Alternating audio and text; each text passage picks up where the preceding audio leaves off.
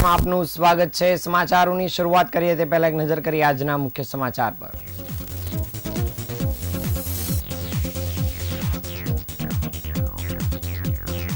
ખાડીપુરની સમસ્યા કાયમી હલ કરવા માટે નાણામંત્રી કનુભાઈ દેસાઈની અધ્યક્ષતામાં બેઠક મળી। સુરતમાં સુમુલ ડેરીના ટેમ્પોની અડફેટે સિનિયર વકીલનું કમકમાટીભર્યું મોત।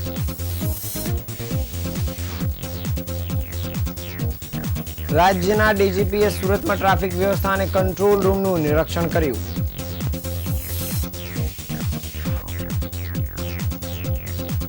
રાષ્ટ્રીય સર્વેક્ષણમાં સુરત શહેરે સર્વોચ્ચ સ્થાન મેળવતા સફાઈ કર્મીઓના સન્માન સાથે ઉજવણી કરાઈ। શહેરમાં નિર્દોષ લોકોને હની ટ્રેપમાં ફસાવી લાખો રૂપિયા પડાવતી ગેંગની ધરપકડ કરાઈ। પુણા ગામમાં યુવકે ટ્રક નીચે પડતું મૂક્યું, પાછળનું ટાયર ફરી વળતા મોત।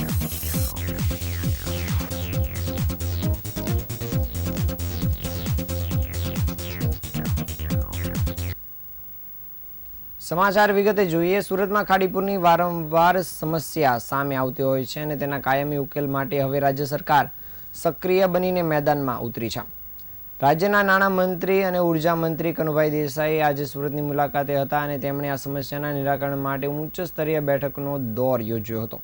કનુભાઈ દેસાઈએ સુરત પહોંચીને એક પછી એક એમ કુલ 3 મહત્વપૂર્ણ બેઠક યોજી હતી। આ બેઠકમાં ખાડીપુરની સમસ્યા કાયમી ધોરણે દૂર કરવા અધિકારીઓ, સાંસદ સભ્યો અને ધારાસભ્યો સાથે વિગતવાર ચર્ચા કરવામાં આવી હતી। સતત ખાડીપુરની સમસ્યાને ધ્યાનમાં રાખીને તેને આજે હાઈ લેવલ મીટિંગ કરી હતી અને તેમાં સુરત મહાનગરપાલિકા, સુરત અને ગ્રામ્ય પોલીસ અને સિંચાઈ વિભાગ તેમજ મેટ્રો અને રેલવે સહિતના અલગ અલગ વિભાગના અધિકારીઓ ઉપસ્થિત રહ્યા હતા। આ બેઠકો દરમિયાન ખાડીપુર સંબંધિત એક વિસ્તૃત પ્રેઝન્ટેશન રજૂ કરવામાં આવ્યું હતું અને કનુભાઈ દેસાઈ આ પ્રેઝન્ટેશનને ધ્યાનપૂર્વક જોયા બાદ મહત્વપૂર્ણ નિર્ણયો અને સૂચનો આપ્યા હતા। તેમણે જણાવ્યું હતું કે હાલ જે રીતે ખાડી નજીક દબાણ સહિત રહેઠાણ અને ઇન્ડસ્ટ્રીયલ વિસ્તાર વધ્યા છે તેના કારણે પાણીનું સ્તર વધ્યું છે, જે ખાડીપુરનું એક મુખ્ય કારણ છે। આ સમસ્યાના કાયમી નિકાલ માટે રાજ્ય સરકારમાં એક વિસ્તૃત પ્રેઝન્ટેશન રજૂ કરવામાં આવશે। તેમણે ઉમેર્યું હતું કે ખાડીપુર રોકવા લાંબા ગાળાનું આયોજન કરવામાં આવી રહ્યું છે અને આ માટે અલગ અલગ એજન્સીઓની પણ મદદ લેવામાં આવશે। તેમણે ભાર મૂકતા કહ્યું હતું કે ઇરિગેશન અધિકારીઓ અને કન્સલ્ટન્ટ્સ સાથે આ સમગ્ર મામલે ચર્ચા કરવામાં આવશે અને કાયમી નિકાલ આવે તે માટેનો પ્રયાસ કરાશે।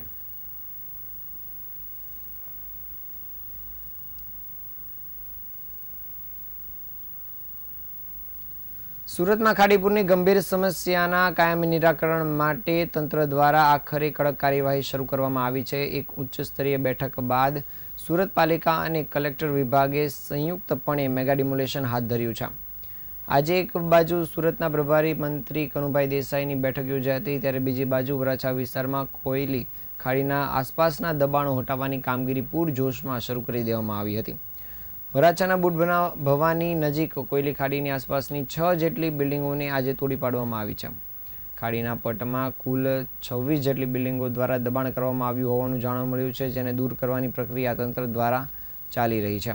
આ ડિમોલેશન કામગીરીમાં 100થી વધુ પાલિકા કર્મચારીઓ અને 150થી વધુ પોલીસ કર્મીઓનો કાફલો જોડાયો હતો। કોઈ અનિચ્છનીય બનાવ ન બને અને કામગીરીમાં કોઈ અડચણ ઊભી ન થાય તે માટે મોટી સંખ્યામાં પોલીસ બંદોબસ્ત ગોઠવવામાં આવ્યો હતો। મહાનગરપાલિકાની ટીમ દ્વારા ખાડીના વહેણમાં અડચણરૂપ મિલકતોને તોડી પાડવાનું કામ શરૂ કરવામાં આવ્યું છે અને આ કામગીરીમાં પોલીસ, ટોરેન્ટ પાવર અને ગુજરાત ગેસ સહિતના વિભાગો પણ સહયોગ આપી રહ્યા છે। અધિકારીઓના જણાવ્યા અનુસાર આ ડિમોલેશનની કામગીરી હજુ 3થી 4 દિવસ સુધી ચાલે તેવી શક્યતા છે અને શરૂઆતમાં સ્થાનિક લોકોમાં થોડો રોષ જોવા મળી રહ્યો હતો, પરંતુ પાલિકાના અધિકારીઓની સમજાવટ બાદ તેઓ સહકાર આપવા તૈયાર થયા હતા।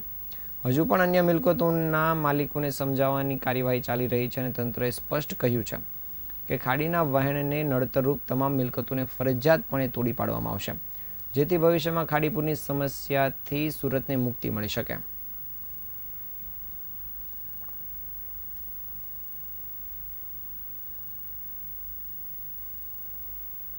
છે વરાછા ઝોનમાં ટીબી સ્કીમ નંબર 3 કરંજમાં ફાઇનલ પ્લોટ નંબર 83ની દક્ષિણે ખાડીમાં જે વેણમાં નડતરરૂપ બાંધકામો છે વર્ષો જૂના, એને આપણે ડિમોલેશન કરીએ છીએ આજે। લગભગ અત્યારે 6 એવા બાંધકામ છે જે આજની તારીખમાં આપણે તોડી રહ્યા છે અને આ કામગીરી લગભગ 3 થી 4 દિવસ ચાલતી રહેશે.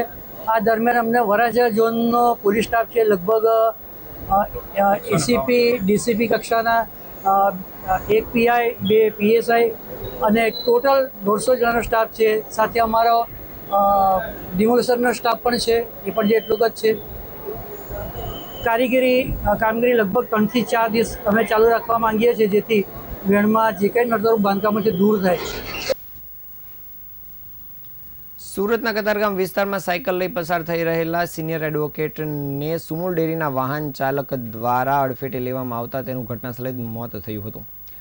સાયકલ સવાર એડવોકેટ અબ્દુલ મુલતાનીને અડફેટે લઈ આઈસર ચાલકે 15 ફૂટ સુધી ઢસડ્યા હતા.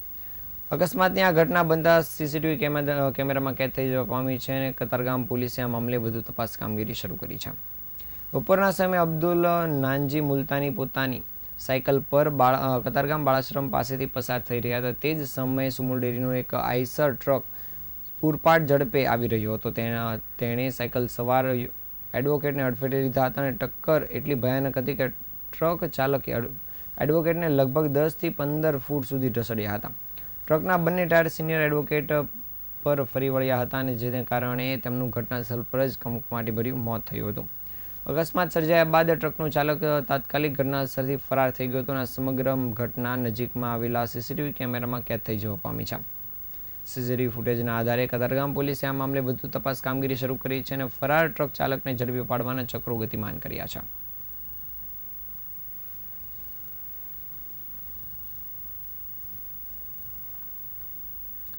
રાજ્યના પોલીસ મહાનિરીક્ષક વિકાસ સહાય આજે સુરતની મુલાકાતે આવ્યા હતા.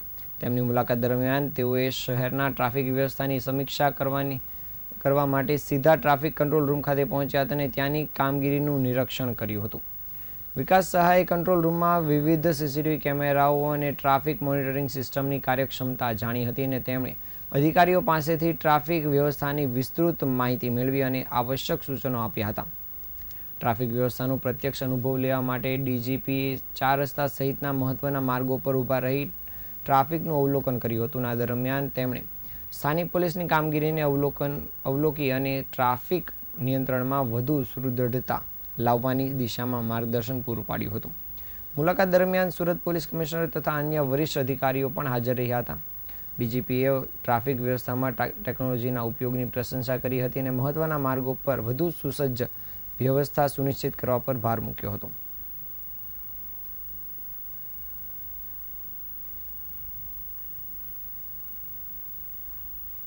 સોલિડ વેસ્ટ મેનેજમેન્ટમાં સર્વોચ્ચ સ્થાન મેળવનાર સુરત મહાનગરપાલિકાને રાષ્ટ્રપતિ દ્રૌપદી મુર્મુના હસ્તે એવોર્ડ એનાયત કરવામાં આવ્યો છે. આ સિદ્ધિને ઉજવવા અને સ્વચ્છતાના યોદ્ધાઓનું સન્માન કરવા માટે જનસહયોગિતાની ઉજવણી રૂપે ડુમ્મસ મગદલા રોડ પર આવેલા વાય જંકશન ખાતે કેન્દ્રીય જળશક્તિ મંત્રી સી આર પાટીલ, ઉર્જા અને નાણાં મંત્રી, સુરત શહેરના પ્રભારી એવા કનુભાઈ દેસાઈ, સાંસદ મુકેશભાઈ દલાલ અને મેયર દક્ષિશભાઈ માવાણીની ઉપસ્થિતિમાં વિશિષ્ટ કાર્યક્રમનું આયોજન કરવામાં આવ્યું હતું, જેમાં સુરતના સફાઈ કર્મચારીઓનું સન્માન કરવામાં આવ્યું હતું.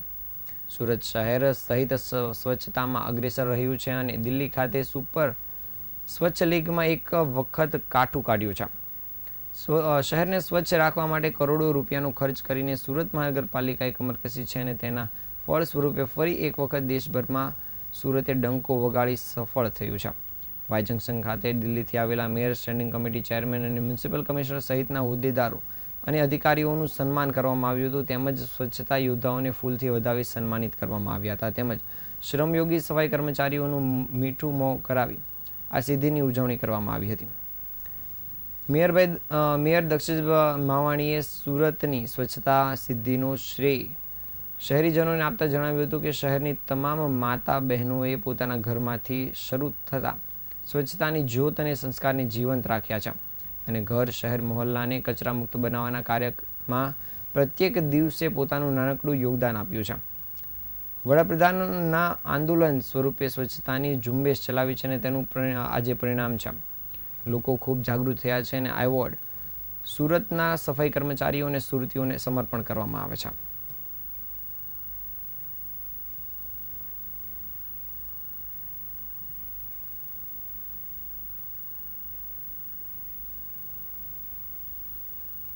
સુરત શહેરમાં નિર્દોષ લોકોને હની ટ્રેપમાં ફસાવી લાખો રૂપિયા પડાવતી એક સંગઠિત ગેંગ, જેને મશરૂ ગેંગ તરીકે ઓળખવામાં આવે છે, જેને એસઓજી પોલીસે પકડી પાડવામાં સફળતા મળી છે. આ ગેંગ મહિલાઓનો ઉપયોગ કરીને લોકોને નિશાન બનાવતી હતી અને પછી પોલીસ તરીકે ઓળખ આપીને દોરડા પાડીને તેમને બળાત્કારના કેસમાં ફસાવવાની ધમકી આપી ખંડણી માંગતી હતી. તાજેતરમાં જીરાના કારખાનામાં કામ કરતા યુવાનને કુખ્યાત મશરૂ ગેંગે હની ટ્રેપમાં ફસાવ્યો હતો. આ ગેંગની મોડસ ઓપરેન્ડી ખૂબ જ ચોક્કસ અને સંગઠિત અને અમિત મશરૂ અને તેનો ભાઈ સુમિત મશરૂ આ ટોળકીનું સંચાલન કરતા હતા. તેઓ અલગ અલગ મહિલાઓને પોતાની ગેંગમાં સામેલ કરતા હતા અને આ મહિલાઓ અગાઉ સંપર્કમાં આવેલા પુરુષ મિત્રો સાથે મિત્રતા કેળવી અને તેમને પોતાની તરફ આકર્ષિત કરતી હતી. વોટ્સઅપ મેસેજ અને વિડીયો કોલનો ઉપયોગ કરીને આ મહિલાઓ પુરુષોને એકાંતમાં તેમના નિયત કરેલા ઘર અને મકાન કે ફ્લેટ પર બોલાવતી હતી. જ્યારે પીડિત પુરુષ એકાંતમાં હોય ત્યારે અગાઉથી તૈયાર કરેલા પ્લાન મુજબ ગેંગના પુરુષો સભ્યો બહાર ઊભા રહેતા અને પોલીસ તરીકેની ઓળખ આપી તેમને ફ્લેટમાં દરોડો પાડતા અને તેઓ હની ટ્રેપમાં શિકાર બનાવી ડરાવી ધમકાવી અને સમાજમાં બદનામ કરવાની ધમકી આપી તેમજ પોલીસ કેસ કરવાની ધમકી આપતા હતા. આ રીતે તેઓ પીડિત પુરુષોને પૈસા આપવા માટે મજબૂર કરતા અને મોટી રકમ પડાવતા હતા. સૌથી ચોંકાવનારી બાબત એ છે કે જ્યારે મહિલા દ્વારા હની ટ્રેપ સફળતાપૂર્વક ગોઠવાઈ જાય ત્યારે ગેંગના પુરુષ સભ્યો કોડવર્ડ ભાષામાં પેપર પહોંચી ગયેલ છે તેવા સંકેતિક શબ્દોનો ઉપયોગ કરતા હતા, જે તેમના ગુનાહિત કાર્યોમાં ગુપ્તતા જાળવવામાં મદદ કરતું હતું અને ભોગ બનેલા વ્યક્તિ સમાજમાં બદનામીના ડરથી, પોલીસ કેસના ડરથી આ ટોળકીનો શિકાર બનતા હતા. યુવાને કતારગામ પોલીસમાં અસ્મિતા, સુમિત મશરૂ, અમિત મશરૂ તેમજ અલ્પેશ પટેલ, રાજુ અને અન્ય 2 મહિલાઓ વિરુદ્ધ ફરિયાદ નોંધાવી હતી, જેના આધારે મોડી રાત્રે એસઓજી પોલીસે આરોપીઓની ધરપકડ કરી છે. પોલીસે અમિત ઉર્ફે ભરત મશરૂ, સુમિત મશરૂ અને અસ્મિતા ઉર્ફે પૂજા ભરડવાની દીકરી તથા સચિન હર્ષદ ઠક્કરની પત્નીની ધરપકડ કરી છે. તેઓની પાસેથી મોબાઈલ ફોન સહિતનો મુદ્દામાલ પણ કબજે કર્યો છે. હાલ પોલીસે આ ટોળકીને લઈને આગળની કામગીરી શરૂ કરી છે.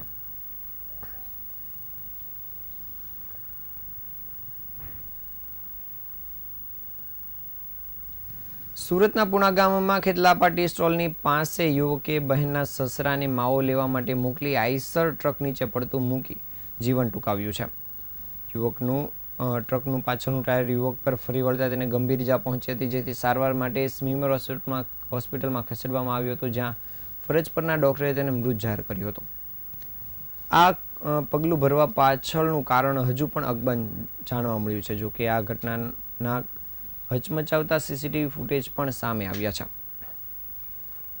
મૂળ અમરેલી જિલ્લાના સાવરકુંડલામાં વડલી ગામના વતની અને હાલ પુણા ગામ વિસ્તારમાં આવેલ સીતાનગર સોસાયટીમાં રહેતા 31 વર્ષીય નિલેશ વાઘમસિંહ પરિવાર સાથે રહેતા હતા અને નિલેશના પરિવારમાં માતા પિતા અને ભાઈ છે. નિલેશ વર્ષોથી તેના ભાઈની સાથે કાપડના કારખાનામાં કામ કરી પરિવારને આર્થિક રીતે મદદરૂપ થતા હતા. નિલેશ ગત સોમવારે તેમની બહેન અને તેમના સસરા સાથે બહેનના ઘરે ગયા હતા અને ત્યાંથી પરત બાઇક પર બહેનના સસરા સાથે પરત ઘરે આવતા હતા. દરમિયાન પૂણા કંગારુ સર્કલ પાસે ખેતલાપા ટી સ્ટોલની પાસે નિલેશે બાઇક ઊભી રાખી હતી અને બહેનના સસરાને માવો લેવા માટે મોકલ્યા હતા. તેઓ માવો લેવા જતા નિલેશ રોડ પર આવેલ મોટું વાહન આવવાની રાહમાં હતા, જેમાં આઈસર ટ્રક પસાર થતા તેણે આઈસર ટ્રક નીચે પડતું મૂક્યું હતું. ટ્રકનું ટાયર નિલેશ પરથી ફરી વળતા તેને સારવાર માટે સ્મીમર હોસ્પિટલમાં લઈ જવામાં આવ્યો હતો. જોકે તેના ફરજ પરના ડોક્ટરે તેને મૃત જાહેર કર્યો હતો. મૃતક નિલેશ કયા કારણોસર આ પગલું ભર્યું છે તેને લઈને હાલ અકબંધ છે. પુણા પોલીસે મૃતક નિલેશનો મોબાઈલ ફોન કબજે લઈ આગળની કામગીરી શરૂ કરી છે.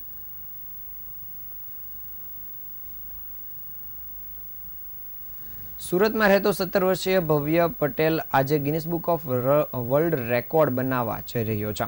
તારીખ 18 અને 19 દરમિયાન સતત 30 કલાક ઢોલ વગાડી Guinness book of world record બનાવશે. બીજી તરફ દીકરો આ રેકોર્ડ બનાવવા જઈ રહ્યો ત્યારે માતાએ ગર્વની લાગણી વ્યક્ત કરી હતી. સુરતના અડાજણ વિસ્તારમાં રહેતા 17 વર્ષીય ભવ્ય નિમેશભાઈ પટેલ સતત 30 કલાક ઢોલ વગાડીને ગિનિસ બુક ઓફ વર્લ્ડ રેકોર્ડમાં રેકોર્ડ નોંધાવવા જઈ રહ્યો છે. ભવ્ય ધોરણ 12માં અભ્યાસ કરી અને અગાઉ તે India book of world record અને world wide book of record પોતાના નામે કરી ચૂક્યો છે. ત્યારે ભવ્યની માતા ભૂમિકાબેન શિક્ષિકા છે. ભવ્ય પટેલની માતા શિક્ષિકા ભૂમિકાબેને જણાવ્યું હતું કે 30 કલાક મેરેથોન ઢોલ વગાડવાનો રેકોર્ડમાં ભાગ લઈ રહ્યો છે. સતત 30 કલાક તેને બેસીને ઢોલ વગાડવાના છે અને તે 18 તારીખે સવારે 8 વાગ્યાથી શરૂ થયું છે, જે આવતીકાલે 19 તારીખે અંદાજિત 3 વાગ્યા સુધીમાં પૂર્ણ કરશે.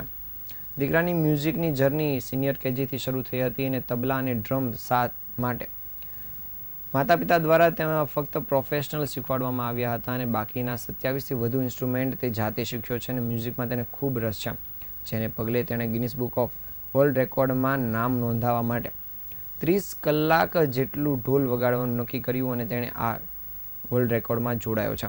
હાલ તે આ વર્લ્ડ રેકોર્ડ સ્થાપિત કરવા માટે સતત કામગીરીમાં આગળ વધી રહ્યો છે, જેને લઈને તેમની માતા ભૂમિકાબેન દ્વારા ગર્વની લાગણી વ્યક્ત કરવામાં આવી હતી.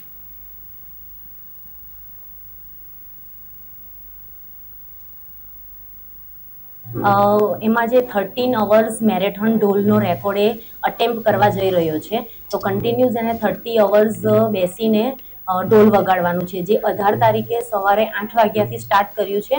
19 તારીખે એપ્રોક્સિમેટલી આપણે 3 વાગ્યા સુધીનો સમય હું તમને કહી શકું કે ત્યાં સુધીમાં એ કમ્પ્લીટ કરી દેશે. એની મ્યુઝિકની જર્ની સિનિયર કેજીથી ચાલુ થઈ હતી અને તબલા અને ડ્રમ માટે અમે એને ખાલી ફક્ત શીખવાડ્યા હતા પ્રોફેશનલ. બાકી એ બીજા 27થી વધારે ઇન્સ્ટ્રુમેન્ટ એ જાતે શીખે છે અને મ્યુઝિકમાં ખૂબ જ રસ છે. સુરતના યુવકને ડિજિટલ અરેસ્ટ કરીને 7 લાખ રૂપિયા બળજબરીથી પડાવી લેવાના ગુનામાં સંડોવાયેલા આરોપીને પોલીસે મથુરાથી ઝડપી પાડવામાં સફળતા મેળવી છે. સુરત શહેરના એક યુવકને 2 દિવસ ડિજિટલ અરેસ્ટ કરી મુંબઈ પોલીસ તરીકેની ઓળખ આપી વિડીયો કોલ દ્વારા તેના પર મની લોન્ડરિંગ સહિતના કેસ થયેલ હોવાનું કહેવામાં આવ્યું હતું અને તેને ડરાવી ધમકાવીને તેની પાસેથી અલગ અલગ એકાઉન્ટમાં રૂપિયા 7 લાખ ટ્રાન્સફર કરાવાયા હતા. જે બાદ યુવકને પોતે છેતરાયા હોવાનું જાણ થતાં જ સાયબર ક્રાઇમ પોલીસને ફરિયાદ આપી હતી, જેને પગલે પોલીસ દ્વારા તપાસનો ધમધમાટ શરૂ કરવામાં આવ્યો હતો અને આ સમગ્ર નેટવર્કમાં સંડોવાયેલા આરોપીને ઝડપી પાડવા માટે પોલીસે તપાસ કામગીરી કરીને મળેલી બાતમીના આધારે પોલીસે આ આરોપીને ઝડપી પાડવામાં સફળતા મેળવી છે.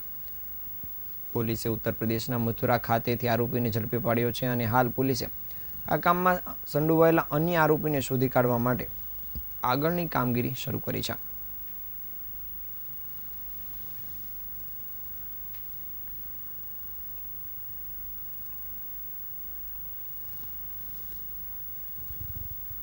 આ તાજના સમાચાર, નવા સમાચાર સાથે ફરી મળીશું. ત્યાં સુધી રજા આપશો. નમસ્કાર.